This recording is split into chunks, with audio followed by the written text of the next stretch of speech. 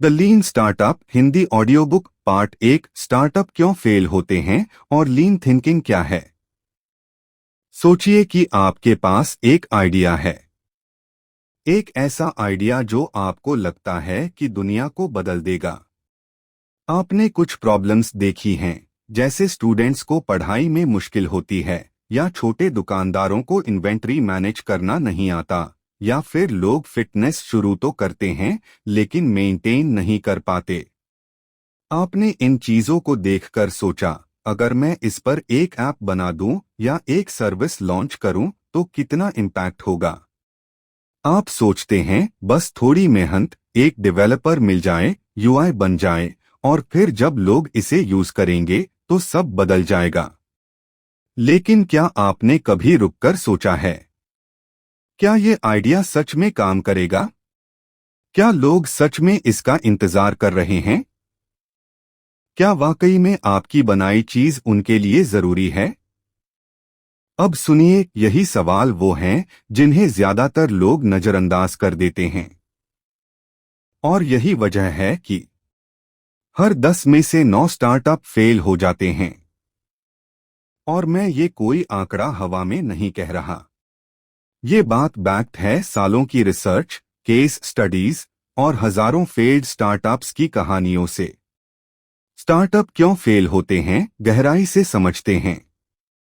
लोग मानते हैं कि फेलियर की वजह होती है पैसा नहीं मिला, टीम कमजोर थी, टेक सही नहीं बनी, इन्वेस्टर समय पर नहीं आया, मार्केट बहुत कॉम्पिटिटिव था। लेकिन अगर आप जरा गहराई में जाकर देखें तो पाएंगे कि इन सब के नीचे एक और बहुत गहरी सच्चाई छुपी है। स्टार्टअप इसलिए फेल होते हैं क्योंकि वो कुछ ऐसा बना देते हैं जिसकी किसी को जरूरत ही नहीं थी। अब सोचिए, आप 6 महीने तक मेहनत करते हैं, कोडिंग कराते हैं, डिजाइन बनाते हैं, हर स्क्रीन पर सोचते हैं यूजर एक्सपीरियंस कैसा होगा। लॉन्च करते हैं और सामने क्या आता है?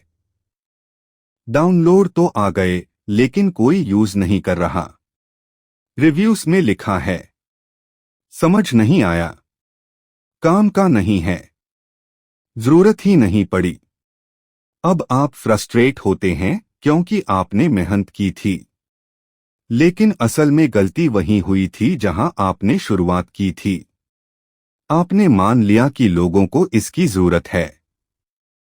आपने सोचा लेकिन यूजर्स से नहीं पूछा।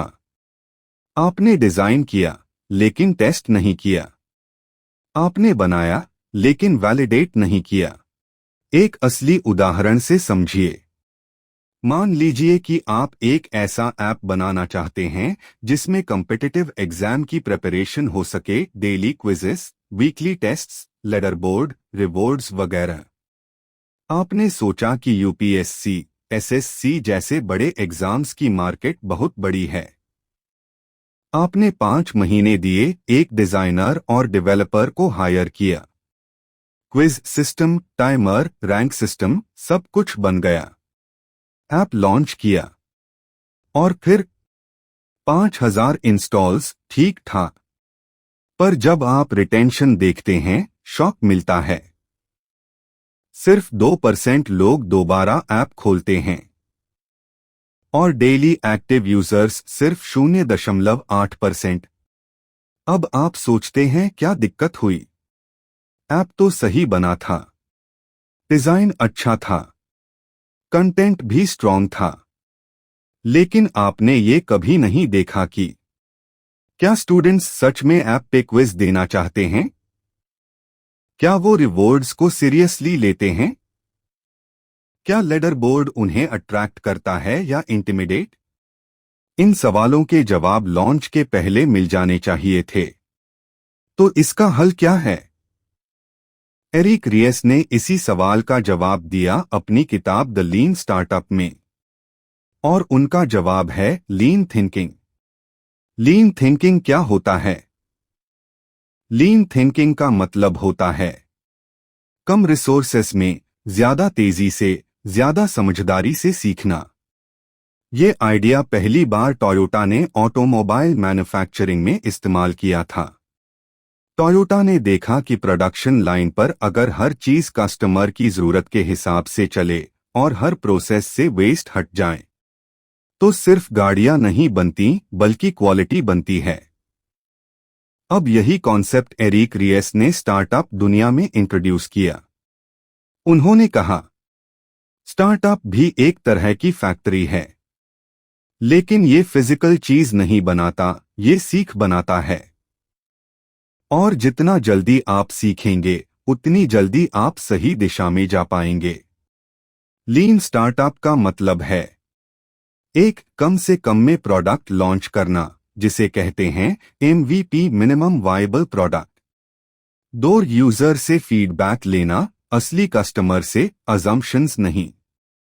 3 डेटा के आधार पर डिसीजन लेना, क्या आगे बढ़ाना है, क्या बदलना है। 4 तेजी से सीखना, फेल करना अलाउड है लेकिन उससे सीखना जरूरी है। अब आप सोचेंगे MVP क्या है? MVP यानी ऐसा वर्जन जो आपका आइडिया टेस्ट कर सके बिना ज्यादा टाइम, पैसा, एनर्जी खर्च किए। एकदम बेस लेवल वर्जन। उदाहरण, आपने क्विज ऐप बनाया। MVP हो सकता है सिर्फ गूगल फॉर्म के जरिए क्वेश्चंस भेजना और यूजर की रिस्पॉन्स देखना। रेस्टोरेंट खोलना चाहते हो? MVP हो सकता है एक इंस्टाग्राम पेज और व्हाट्सएप मेन्यू। स्टार्टअप चलाना एक validated learning experiment. Eric Reis कहते हैं, स्टार्टअप कोई छोटा वर्जन नहीं है किसी बड़ी कंपनी का। स्टार्टअप एक ऐसा इंस्टीट्यूशन है जो अनसर्टेनिटी में काम करता है। इसका काम है सीखना, और वो भी ऐसा सीखना जो प्रैक्टिकल हो, मेजरेबल हो और जिससे पता चले कि यूजर क्या चाहता है।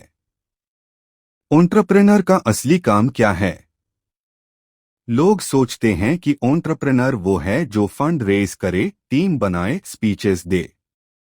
लेकिन असली एंटरप्रेन्योर वो है जो खुद को रोज चैलेंज करता है।